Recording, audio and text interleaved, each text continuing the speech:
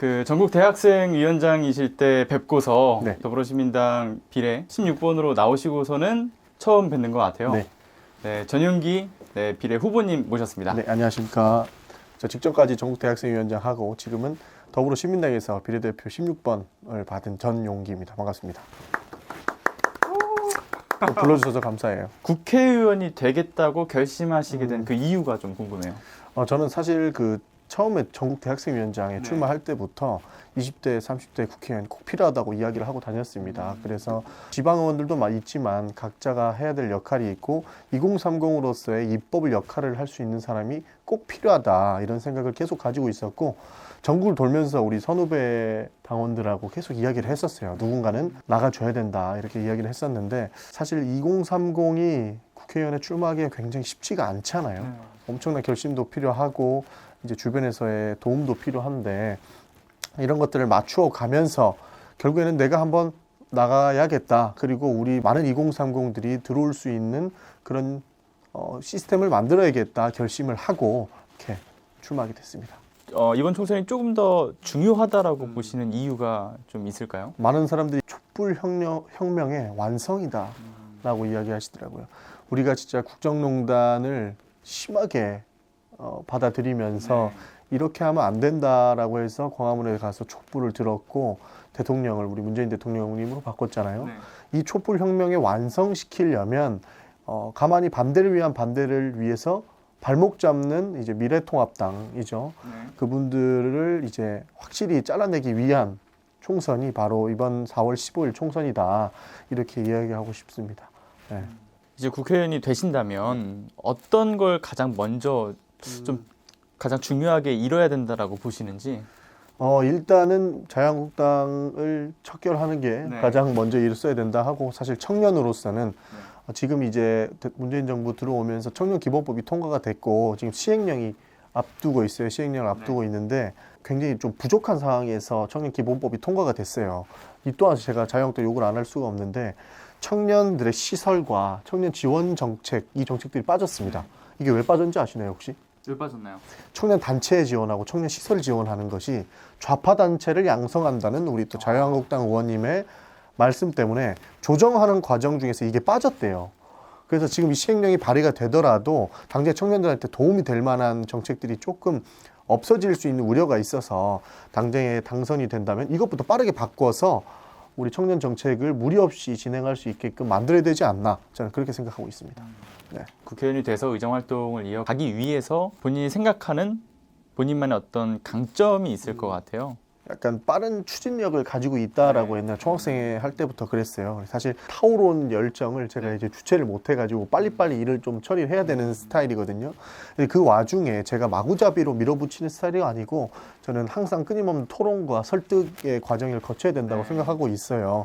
그래서 그 토론과 설득을 이뤄내기 위한 추진력을 가지고 있는 강점이 있다. 이것이 청년 국회의원으로서 보여줘야 될 덕목으로 봤다 이런 말씀을 드리고 싶습니다. 네. 그러니까 생각만 하는 게 아니라 실천으로 옮기는 네, 자세. 맞습니다. 정말 네. 멋있네요. 아니.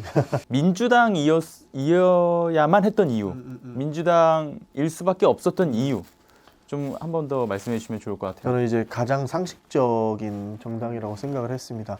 결국에 청년들이 원하는 정치 구조는 나한테 무엇을 해줘야만 한다 이런 정치가 아니고 상식적으로 흘러갈 수 있는 시스템만 구축되면 된다라고 생각을 해요. 예를 들어서 우리 그 강원랜드에 채용 비리가 있었을 때 자유한국당 같은 경우에는 본인들이 채용 부정을 저질러 넣고 그 사람들을 해고하고 새로 공정한 시스템에서 뽑자고 하니까 뭐라고 했습니까? 해고할 수 없다. 그러니까 상식적이지 않은 사람들만 모아놓은 것 같아요. 그리고 우리가 앞으로 살아나가기 위한 이제 진보적인 가치를 추구하는데 또 진보적인 가치도 마구잡이로 추구할 수 없잖아요. 현실과 적절하게 타협하면서 이것을 만들어 나가기 위한 노력을 하는 것이 바로 민주당이라고 생각을 했고 우리 민주당과 가치를 함께 할 수 있겠다라는 판단에 이루어서 제가 민주당에 입당을 하기로 결심을 했었습니다. 민주당에서의 생활이 지금 어느 정도가 되신 거예요? 그러면 정당인으로 활동하신 지? 저는 한 3년 정도. 3년이요?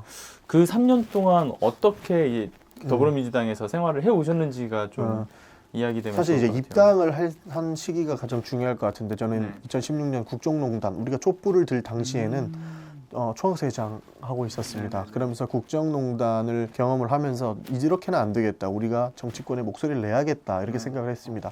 사실 그 전까지는 정치권에 대한 목소리만 냈지 정치를 해야겠다 이런 생각을 안 했었거든요.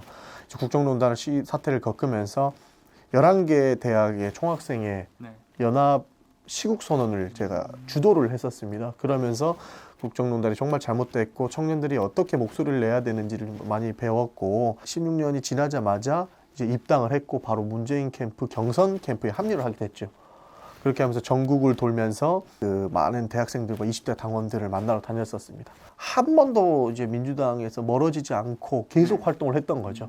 경선을 했고 이제 본선에 들어와서는 이 중앙당사에서 상근을 하면서 문재인 캠프 자원봉사를 하면서 청년 당원들을 만나러 다녔고 그 우리 청년 유세단이 또 있었어요. 엄지척 유세단이라고 유세단과 함께 전국 돌면서 우리 대통령 후보를 대통령으로 만들자. 그때 이제 제 이름 좀 사용해가지고 우리 문재인 후보 대통령 정력에 태우자.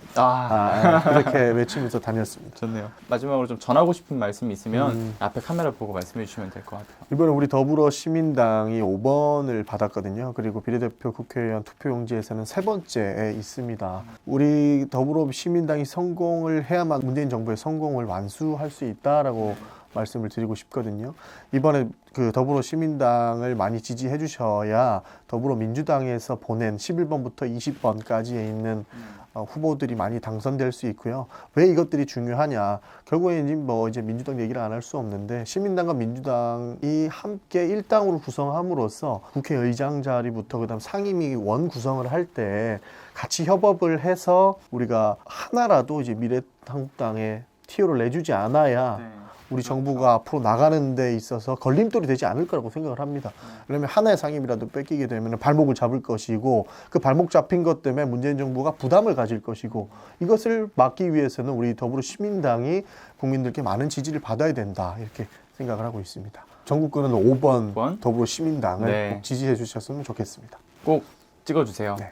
더불어시민당 네. 16번 전윤기 후보님 응원하고요. 네.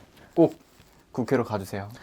많은 지지 부탁드립니다. 국민들께서 힘을 모아주셔야 우리 더불어민주당에서 뽑은 20명의 후보들이 국회에 진입할 수 있습니다. 많이 좀 도와주셨으면 좋겠습니다. 전윤기 후보님과 함께했습니다. 네, 감사합니다. 감사합니다.